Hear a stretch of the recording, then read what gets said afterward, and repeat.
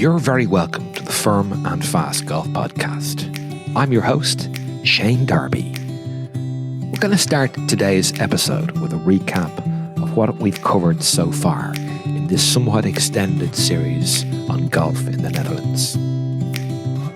Initially, with the help of Mike Clayton and Frank Pont, we explored how some of the very best courses in the Netherlands match up to the very best elsewhere. We then looked at the geological and historical origins of the Dutch grounds for golf, specifically the backstory of the North Sea dunescape, the pockets of glacial sand that provide safe harbour for many of continental Europe's finest heathland courses, and of course the man-made polderland, the very definition of Dutch landscape. Over the course of the first two episodes with Robin Bargmann, we took a sneak peek at the early game of golf and the historical, familial, political, sociological and sporting ties that have existed between the Netherlands and the wider United Kingdom. Most recently, we have endeavoured to chart the pioneers of Dutch golf and the foundation stories of some of the early golf courses in the Netherlands, running up to the start of World War I. Over the course of researching this series, I uncovered two interesting stories that illuminate the direct and indirect influence that the Second World War had on Dutch golf. The first story for consideration today concerns the life and times of a gentleman called Daniel Wolff. Businessman, gun runner, opponent of National Socialism, advocate for the European Jewish community, and a non-golfing golf course developer. Steve Zivin joins us from Chicago to discuss his recent McKellar magazine article entitled Rockets Over Wild Farm, which details the story of Daniel Wolff. Robin Bargmann also joins us for one final cameo to look at how Hitler's Atlantic Wall project impinged upon many of the Dutch links golf courses. Without any further delay, it's time to hear more about the life and times of Daniel Wolff with Steve Zivin.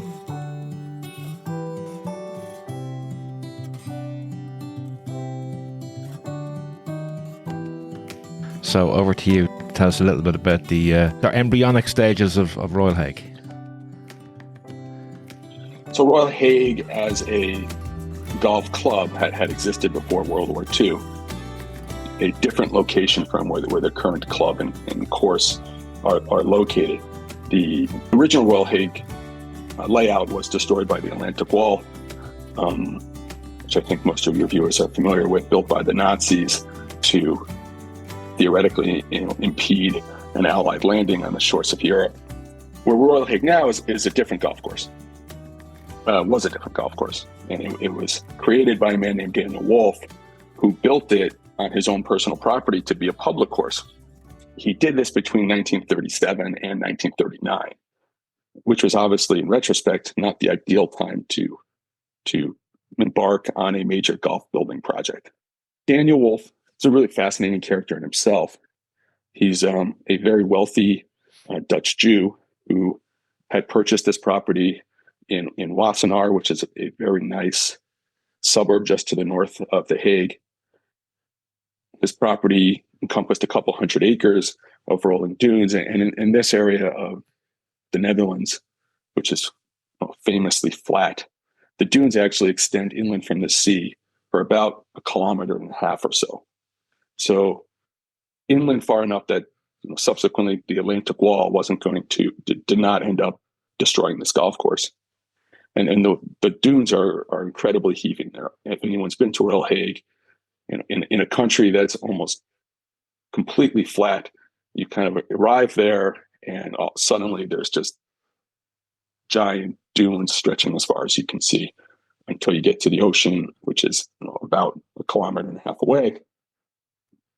So Daniel Wolff purchases this property in 1937. He's not actually really a golfer per se. He seems to have dabbled in golf a bit, but it wasn't his passion. He was a sportsman.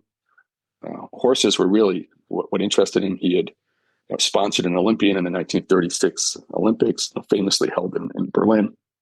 He was a man who actually came from fairly humble, a humble background. His parents were, or his father at least, was kind of a mid-level Dutch bureaucrat and working in the customs office.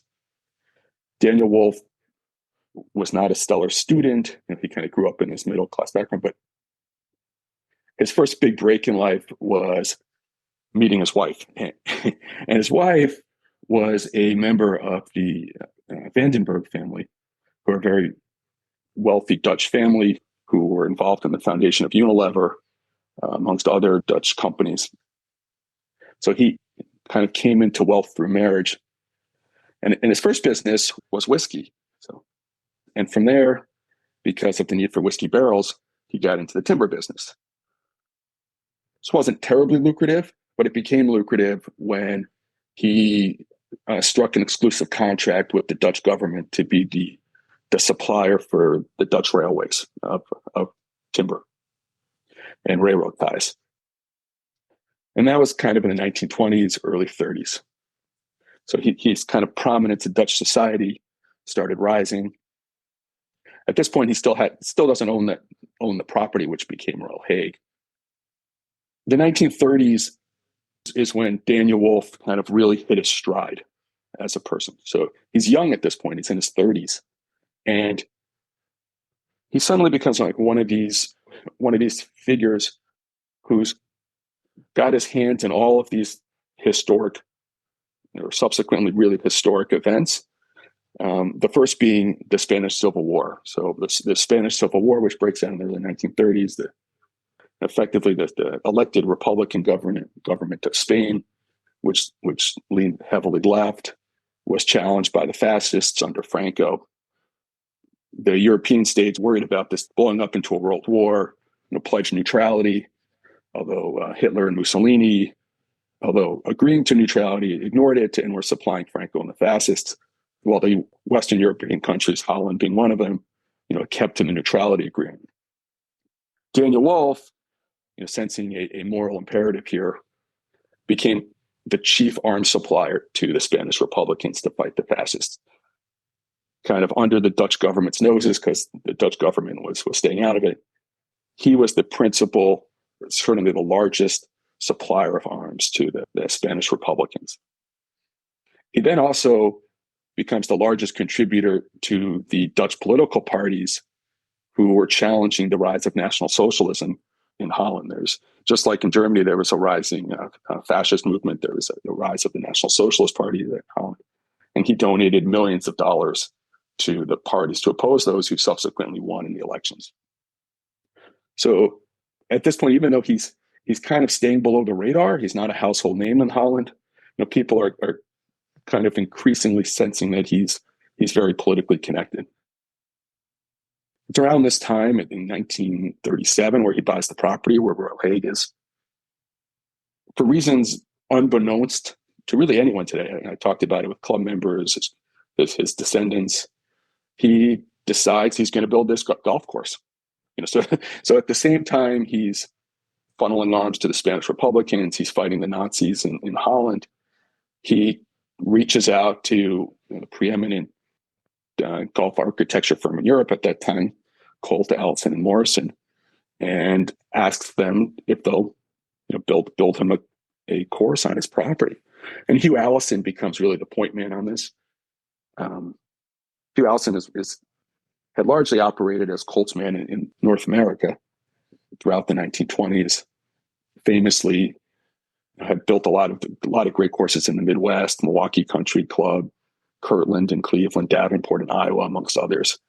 And also in 1930 took a trip to Japan, where he's responsible for many of Japan's greatest courses today, Hirono, Kawana, and others. But in the late 1930s, he's back in London, and he becomes the guy at Royal Hague. So starting in 1937, he starts working with Daniel Wolf to lay out a course on the property. One of Daniel Wolf's kind of edicts to him was that he really wanted this done speedily.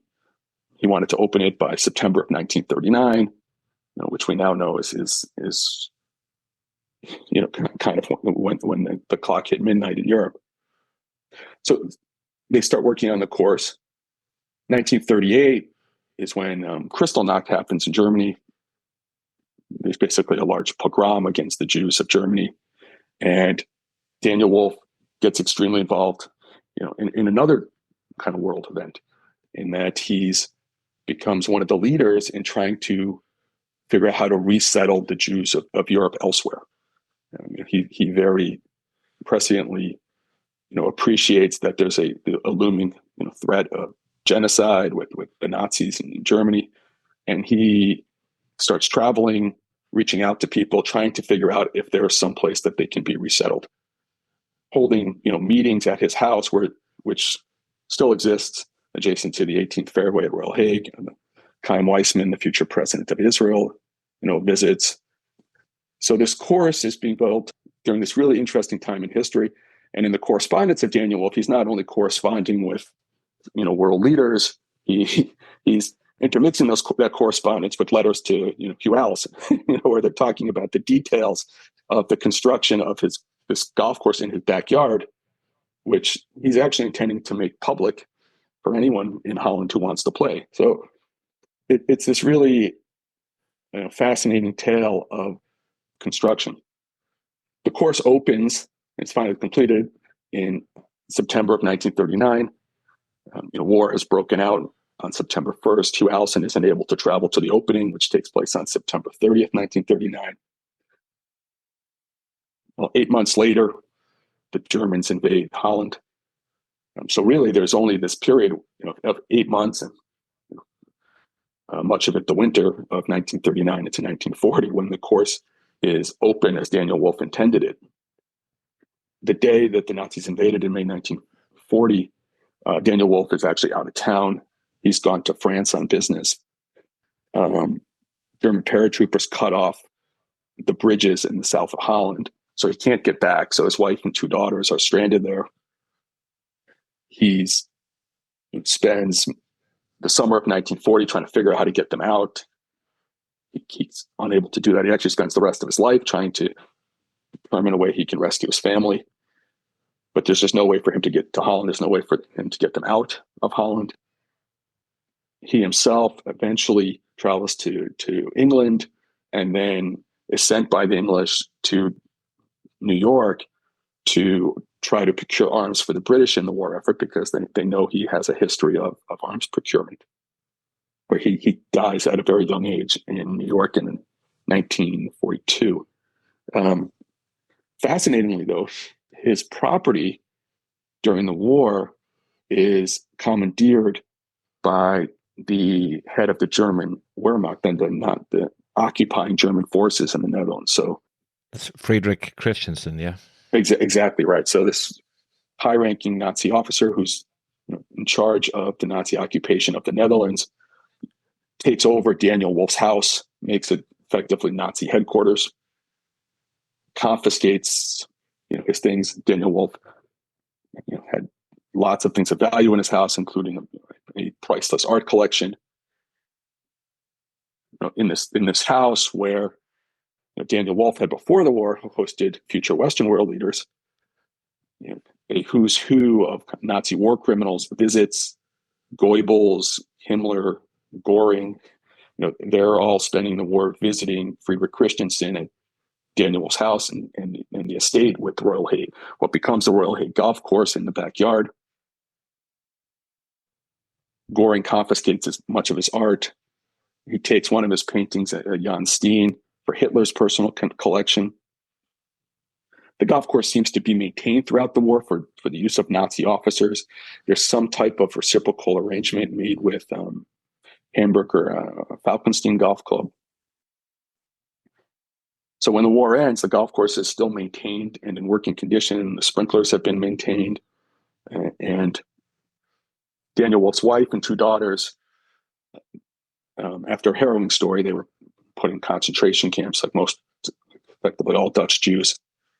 They managed to survive and make it back to Holland, at which point They were essentially broke, so they sold off the estate, and the golf course was sold to the members of Royal Hague, whose golf course had been destroyed by the Atlantic Wall, and subsequently has become the Royal Hague Golf Club, which is still there today, and it's one of the world's greatest golf courses.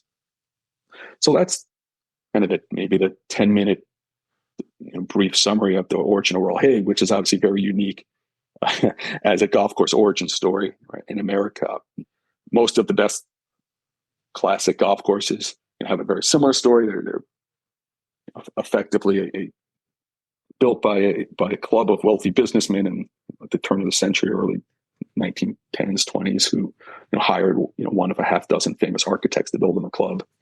Or in Europe, many of the golf courses evolved somewhat organically over time on linked land, but the Royal Hague has this very, very unique origin story compared to other places. I was interested to read that our friend Charles Hugh Alison actually worked as a cipher for the War Office during World War II. What can you tell us? Can you shine any light on that? That was just a little detail you dropped in without expanding on too much. Yeah, it's interesting. So, yeah, as you said, he did work as a code breaker in some capacity for the War Office during World War II. There's not much, as far as I know, documented on that. It's possible, a cult historian like Adam Lawrence in England has dug up more on that. But yeah, that was his job during World War II. And actually, as a side note to that, what's interesting is that the site of Royal Hague is actually where the first V2 rocket was launched from, at London. So Hugh Alison spent World War II in London, or outside of London, code breaking, but certainly leading up to World War II, his office was in Knightsbridge in London. Friedrich Christensen, who took over Royal Hague, obviously knew the terrain very well. I mean, and it's a perfect place to launch a rocket from, because I said there's dunes extending like 1.5 kilometers inland from the sea, that would hide any rocket launch site. And the golf club is at the very far eastern end of those dunes. So the clubhouse kind of sits at the low end of the course, which is the east end of the course, adjacent to the 18th green. And just outside the entryway to Royal Hague is where the Germans launched their very first V2 rocket, which would have flown roughly right over the 18th tee box if you were standing there on that day towards London. And sadly, I guess, was the first ever guided ballistic missile attack. So it actually started right there. And in terms of, I guess, your interaction with the members and indeed some of Mr. Wolf's descendants, I guess more importantly in terms of the members of Royal Hague, they're aware of who Daniel Wolf is and the role he's played in their backstory, is he? I think so. I mean, I'm sure like any club, some members are more aware than others and have more interest than others. One of Daniel Wolf's grandsons is a member at Royal Hague to this day. He still lives in The Hague and is a member there. They had a club history done a number of years ago. This gave some outline of Daniel Wolf's initiative to build a golf course. So, I mean, I think anyone at Royal Hague who has taken an interest in their club's history would know at least some of this story. And of course, you mentioned, needless to say, friend of the pod, Frank Pont, has been engaged over the last sort of 15 to 20 years in reinstating much of what may have been there in Alison's day. Yeah, exactly. Yeah, so yeah, Frank Pont's been the consulting architect, and he's done a great job of bringing back the course to its Alison roots. Although the course was never mucked up like a lot of courses, say in America, might have been. As far as I know, they didn't really have anyone come in at some point and change too much of it. Just alter the routing. Not like courses in America where it was overplanted with trees at some point. But yeah, so yeah, Frank Pont has really sharpened the course back up to how it should be. And funnily enough, I think there's only 23 bunkers throughout the golf course, which is another unusual statistic about Royal Hague. Yeah, it doesn't really need the bunkers to play tough.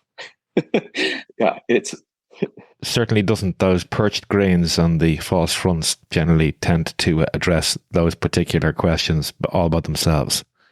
Yeah, absolutely. Yeah. So there's the terrain, first of all, is very undulating and challenging.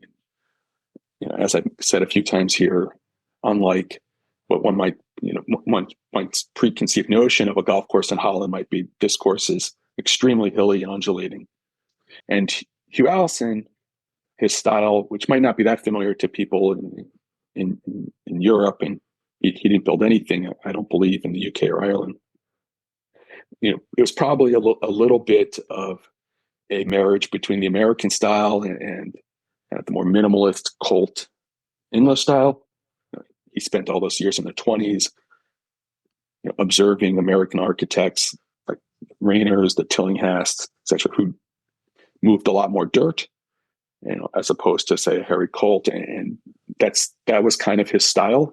He was probably in between the two. He definitely built pushed up greens and deep bunkers, which he's particularly famous for in Japan. His greens tend to be subtle.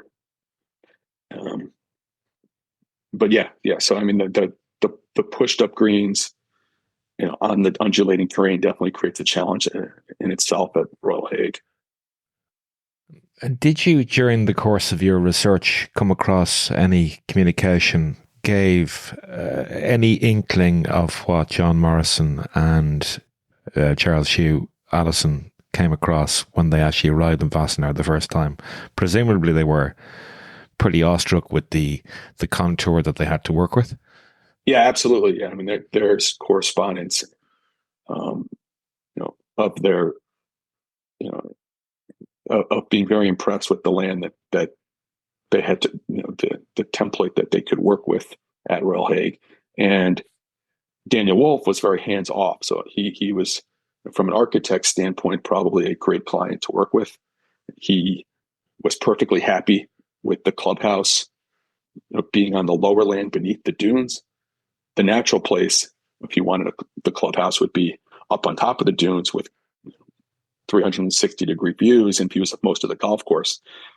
They very clearly did not do that at Royal Hague. The golf course kind of sits down below the dune line without any type of magnificent views. And by doing that, he allowed Hugh Allison to use really the best ground on the property to build the golf course. So holes 1, 2, 9, 10, they all play off that hilltop, which is what would have been the natural site to put the clubhouse on.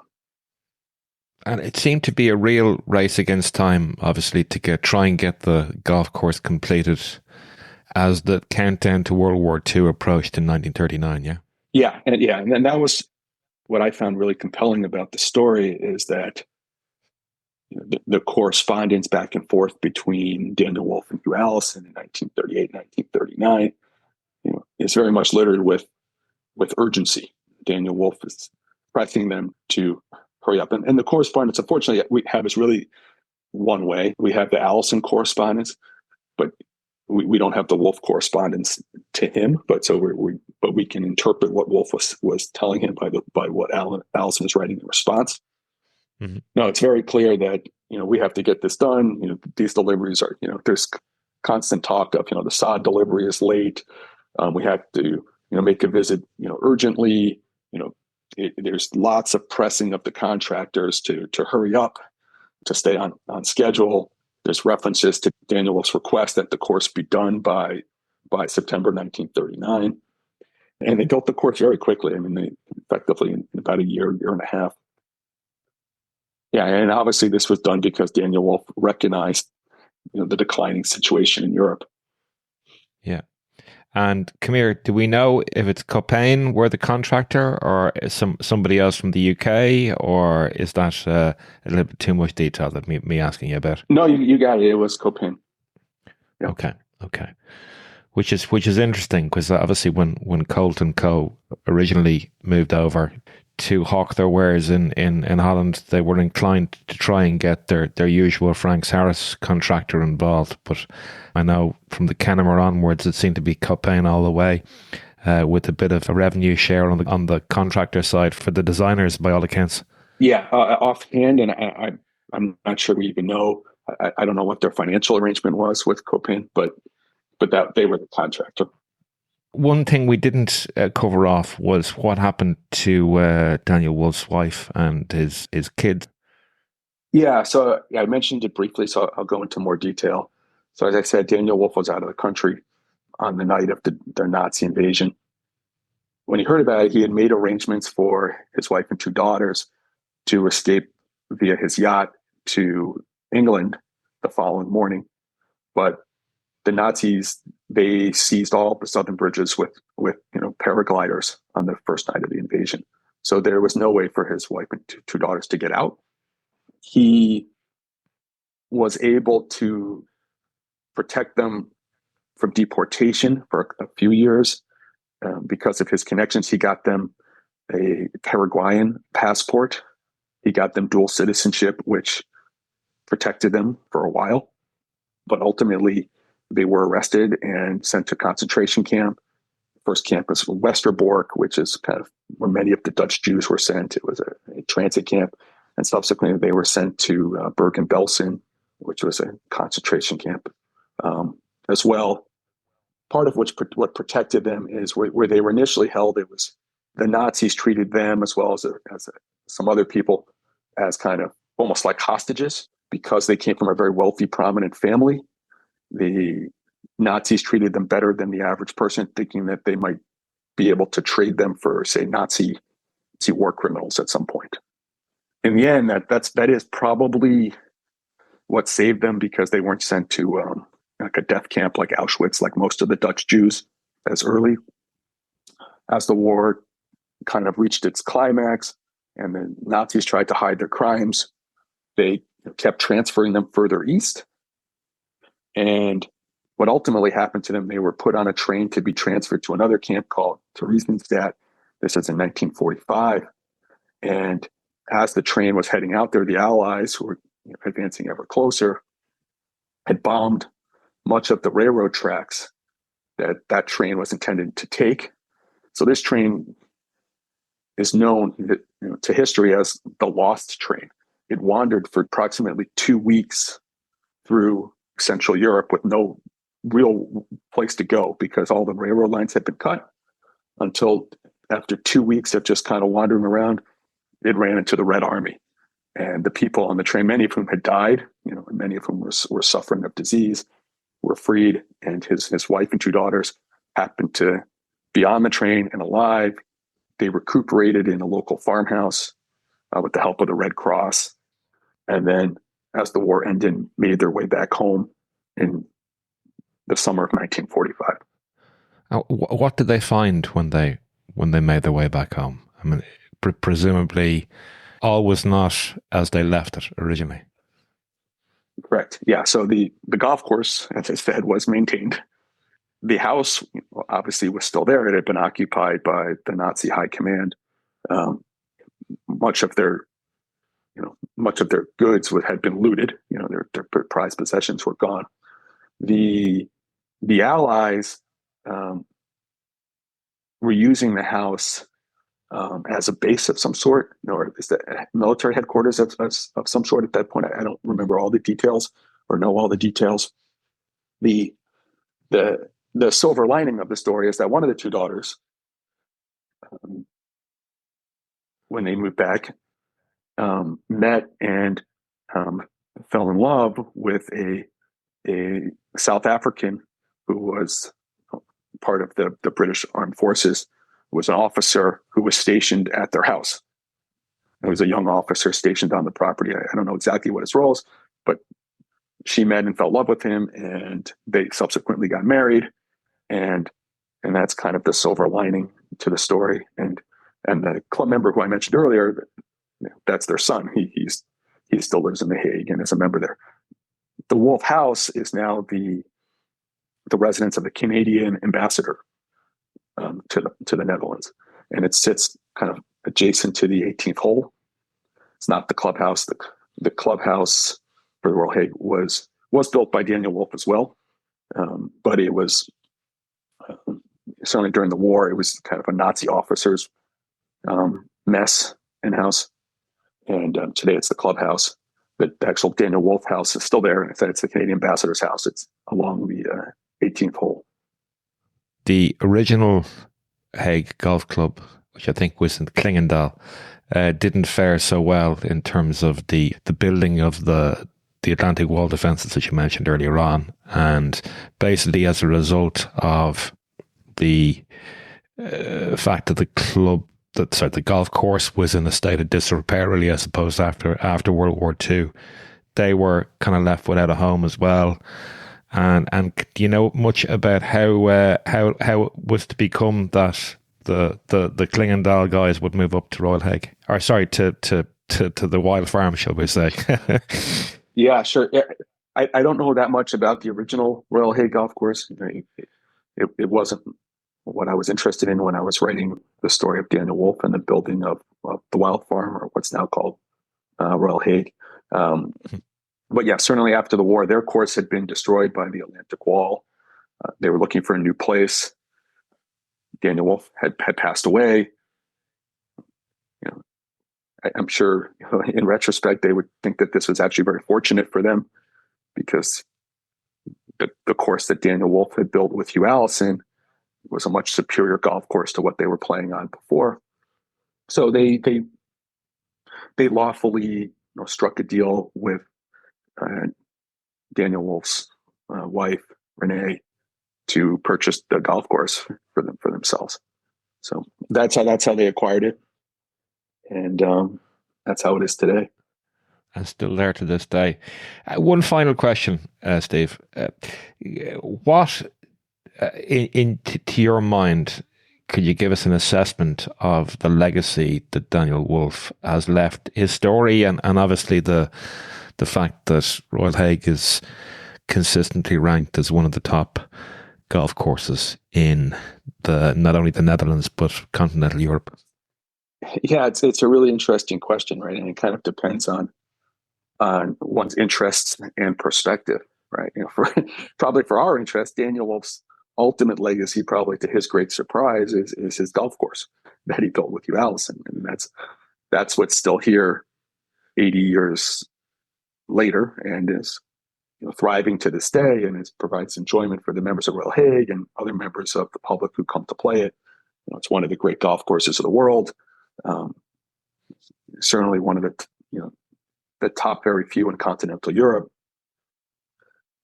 Daniel Wolfe's other endeavors, which to him certainly were the more I'm sure the more important aspects of his life while he was alive, that he valued the most, fighting fascism in Spain or in Germany or in Holland, it's largely forgotten, and but probably should be remembered. That's as a human being, that was the most important thing that he was involved in, and I'm sure he took the most pride in.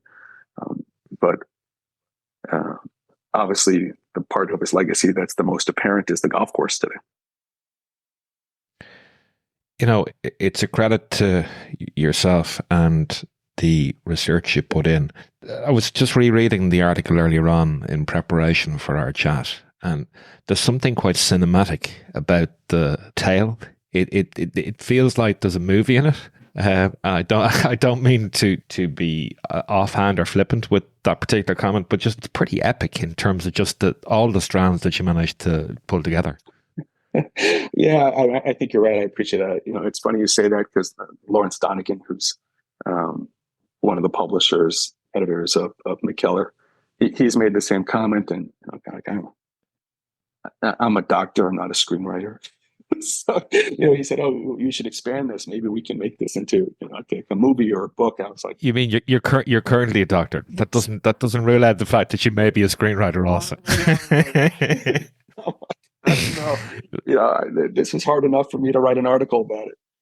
Remember, Dr. Mackenzie didn't start as a golf course architect, shall we say? He had previous endeavors also. Yeah, but no, certainly Daniel Wolfe's life is one that could certainly be portrayed in a movie. For a guy who died in his mid-40s, he lived a very epic, eventful, short life. the Nazi invasion of Poland in September 1939 heralded the unwelcome return of war to continental Europe.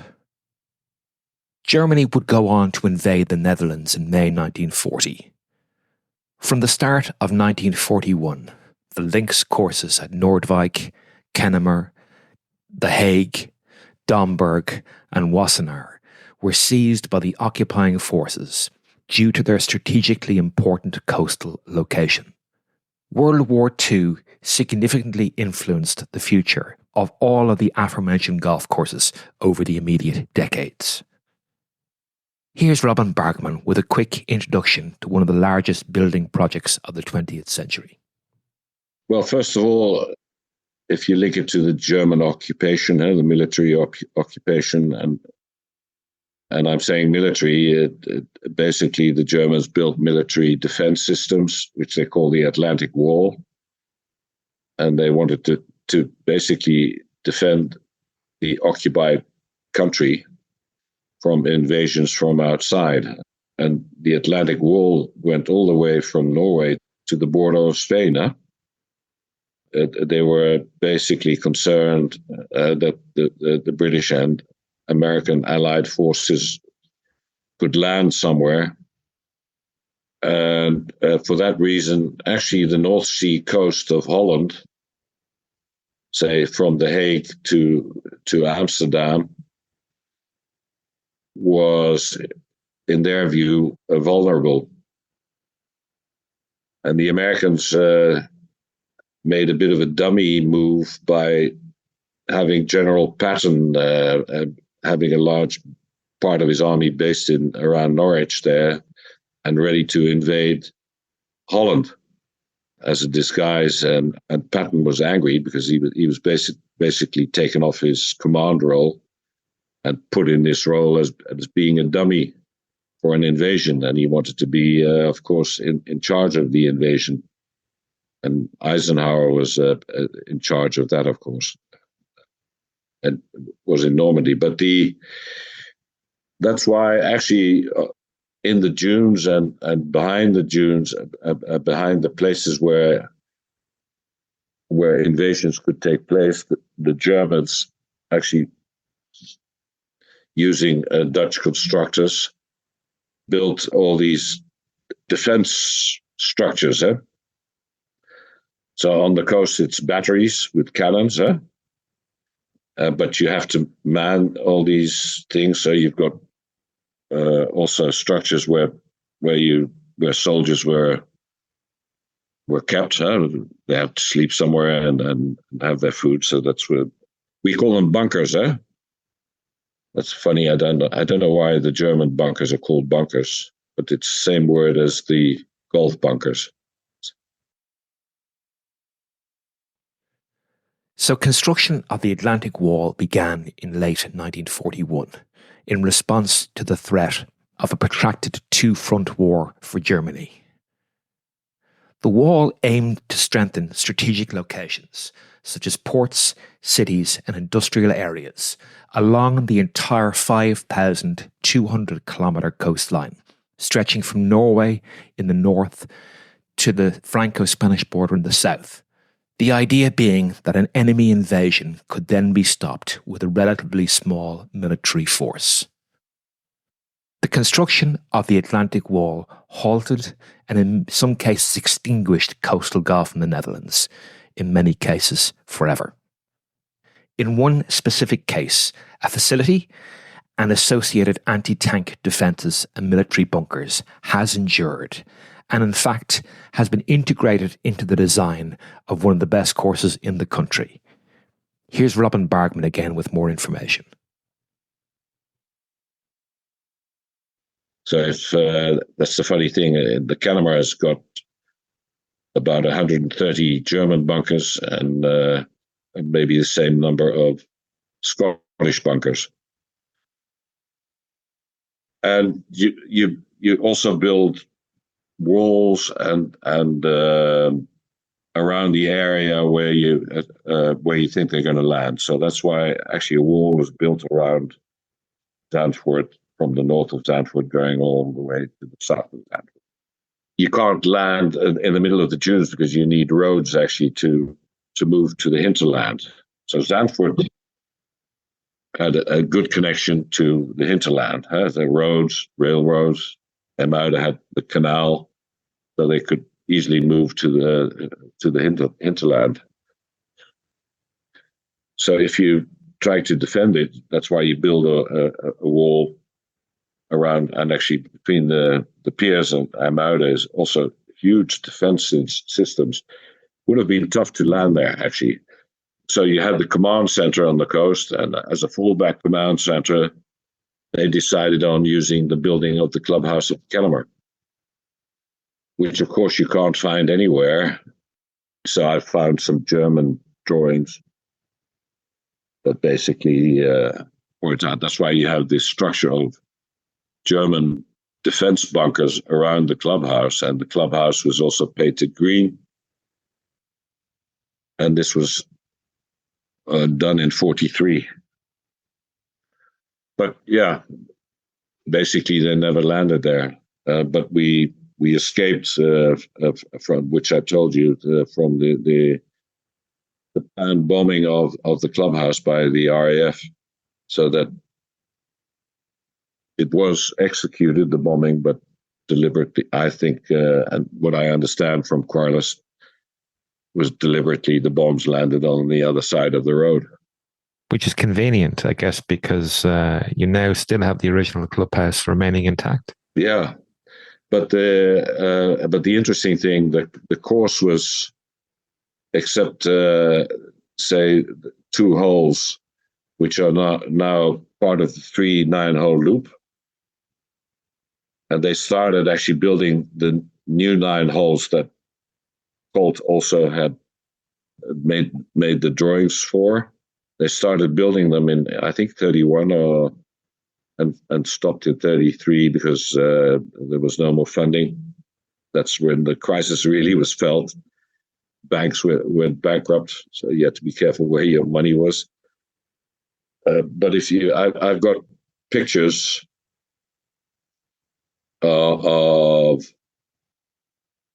the Kennemer from these are RAF pictures taken of the clubhouse and the area around it. And the interesting thing about that one is you see actually all the bunkers being built, constructed, because and you can clearly see it because the bunker structures are black, and around it is all sand, so that's all white, and then the rest is grass, so it's grey. So you see a grey area, darker, light grey, and then white, and then you see the square bunker. So it's very easy to see where all these bunkers were being constructed. And it was, you had to circle around, and you see the clubhouse, and then the wall was, part of the wall came from basically comes from the coast, has to be able to block the railroad line. Course, otherwise you could use the railroad line as an escape. So they had a structure there that they could basically use a concrete wall to close it off. And then actually in the middle of because we had high dunes behind the tee-off area of the 3rd hole, the old 3rd hole, they basically you either build a wall or you build these canals. You call them differently, don't you? Anti-tank, I call them an anti-tank canal. So, if a tank actually moves into that, it goes straight down. And with the wall, he can't go over. So actually the canals are a pretty good way. And then, so actually in the middle of the Kennemer, you still actually have the canals still there. Van Hengel wanted to keep that when we made the 3rd 9 holes. And that was actually during my period in the committee as treasurer, that we deliberately kept the canal in there because Van Hengel said it's basically war heritage. Why shall we take it away? It's interesting to show it, and I think it is actually.